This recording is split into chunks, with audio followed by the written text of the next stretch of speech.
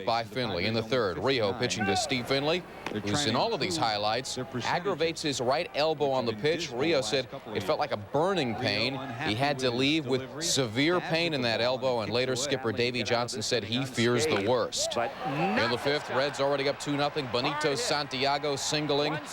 Barry Larkin, Reggie Sanders both score. The Reds go on to win it by a final of 5-1. Tony Gwynn's 15-game hitting streak comes to an end. Gwynn also committed his first error of the year in right field. Now, Rio has had elbow problems since 1992. He will be examined by Dr. James Andrews on Thursday. Astros and Dodgers in L.A. We start with strategy. Tom Candiotti intentionally walks Orlando Miller so he can face the pitcher Shane Reynolds. Mistake. Reynolds cranks a shot to right field. Raul Mondesi, you know he's got a cannon, comes up throwing. Tony Eusebio safe at the plate. Reynolds' first ribby of the year, 2-1 Astros in the second. Now, Mike Piazza had the night off. Carlos Hernandez, oh no, not the knuckleball. Pass ball scores Miller, who you remember was intentionally walked. 3-1 Astros. Dodgers come back thanks to the rookie Todd Hollandsworth, ripping a shot high and deep, and aloha means goodbye, his first career clout. In the fifth, Derek Bell.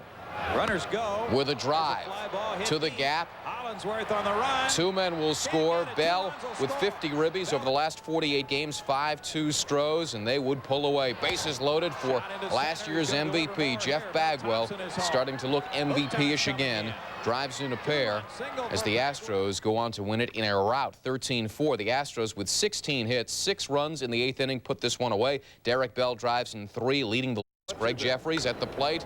This is a drive to the opposite field. Dante Bichette on the run, kind of circles around the ball. Lenny Dykstra scores. Double for Jeffries, 1-0 Phils. Philly would go up 6-1. But here's Larry Walker, and here it comes. There it goes. Walker had already hit 1 home run, and this is his second, a 2-run shot off of Kurt Schilling. 6-3 Phillies now. Rockies would make it 6-5 in the 7th, 2 on for Dante Bichette, but he pops out, and so does the next batter. That would be Walker, as Ricky Bottalico gets them both. Sorry, young man. The Phils do win at 7-5. Greg Jeffries and Darren Dalton both go 3 for 4. Heathcliff Slocum goes the final 2 innings for his 22nd save. He's now at 3, one of Rodney's pupils. Garrett Anderson slaps, and that's out of here. 5-3, Angels on top. Bottom of the 9th, Lee Smith on to close. Angels leading 5-3. Lee facing Wayne Kirby. Sharp shot down the line at first. JT Snow can't handle it. Man on first. Lee facing Omar Vizquel. Line shot to short. Gary DiSarcina can't handle it. Wayne Kirby goes to third. Men on the corners. Albert Bell on deck, but first Smith faces Carlos Baerga. Walks him on the 3-0 pitch. Bases loaded for Albert Bell. The crowd getting excited. Smith has Bell with an 0-2 count. Looks at a ball just on the corner. Next pitch. And the pitch. High drive deep center field. Way back. Left field. Gone. A grand slam home run. Albert Bell has won the game for the Indians. Wow, it's Cleveland's 25th come-from-behind win of the year. They've now won 14 games in their last at-bat. It was Lee Smith's 3rd blown save and 25 chances. Just nights earlier, the Indians beat Dennis Eckersley. A's and the Brewers. Ruben Serra in the uniform, but still on the DL with McGuire and Sierra out. The A's would have to force things. Brent Gates on first facing Ricky Henderson facing Sid Roberson. Slick doubles down the left field line, but Gates is held at third where he would be stranded. And Tony La Russa, in a word, pensive. Bottom of the 5th, Pat Lestache on first. Darrell Hamilton. That's fair. Lestache scores from first, and Hamilton is in with the triple. Brewers up 1-0. In the 6th, bases loaded. Mike Matheny grounds to Scott Brocious off the skillet. That scores Greg Vaughn and B.J. Surhoff. Brewers up 3-0. They go on to win 4-0. Mike Matheny gets a career-high 3 ribbies as the Brewers win for the 13th time in 17 games. Sid Roberson gives up just 1 hit over 7 innings as he wins his 5th straight decision. O's of the Rangers. A light rain falling and plenty of brew, huh? Top of the 3rd, O's up 1-0. Curtis Goodwin facing Roger Pavlik. He rips one. That's fair. That's a fair and Goodwin, the speed, a stand-up triple. Don't get the uniform dirty if you don't have to. Next batter, a man named Brady. Slap to left. Goodwin scores easily. O's up 2-zip. We move to the fourth. Harold Baines facing Pavlik. Goodwood, solid spank. Major league crank. And that's Harry's 11th. O's up 3-zip. Top of the sixth. Former Ranger Rafael Palmeiro facing Roger. And there's another hole in the ozone. Get out of here. Welcome home, Raf. O's win it. The O's reached the 500 mark for the first time this season as Mike Mussina wins his 5th straight decision. Mussina joins Seattle's Randy Johnson. Plate. Here comes the pitch, and this is a base hit to right. Orlando Merced says, no way. Guns him down at first. The rare 9-3 putout, and Smoltz's teammates cannot believe it. He'll hear about that. 4-3 Pirates in the 8th. Ryan Klesko up with the bases loaded. This looks like it might be the grand slam. It's caught.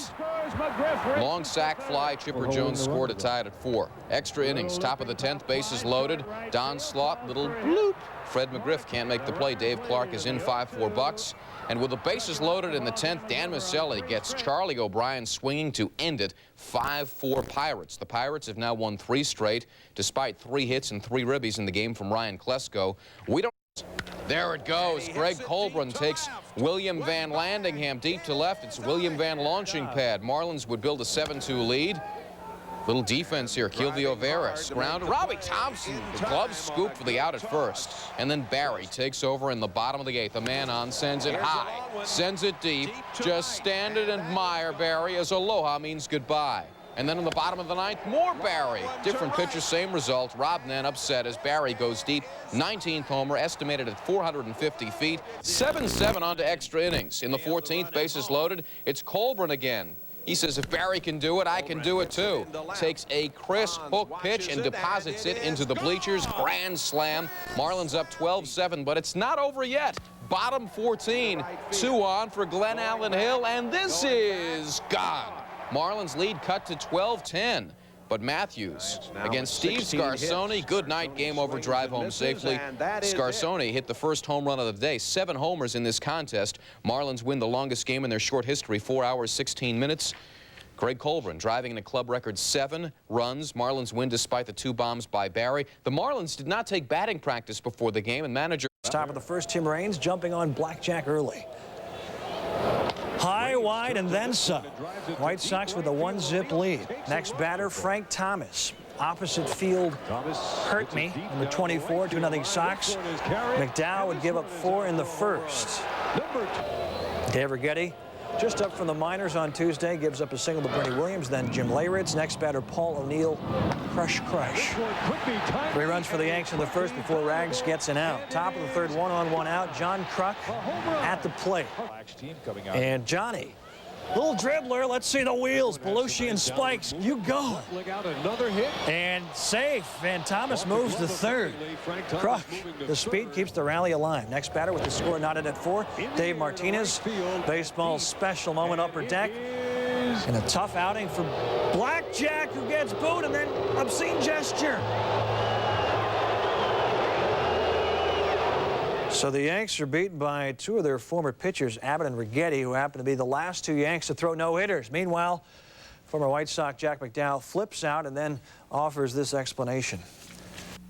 I did something that obviously was stupid.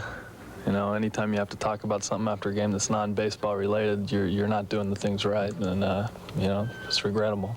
And there's been a fine levied, and we've talked about it, and obviously they aren't real happy about it. You know, it doesn't make any sense for, you know, I guess a player like me to be doing something like that. It's kind of stupid.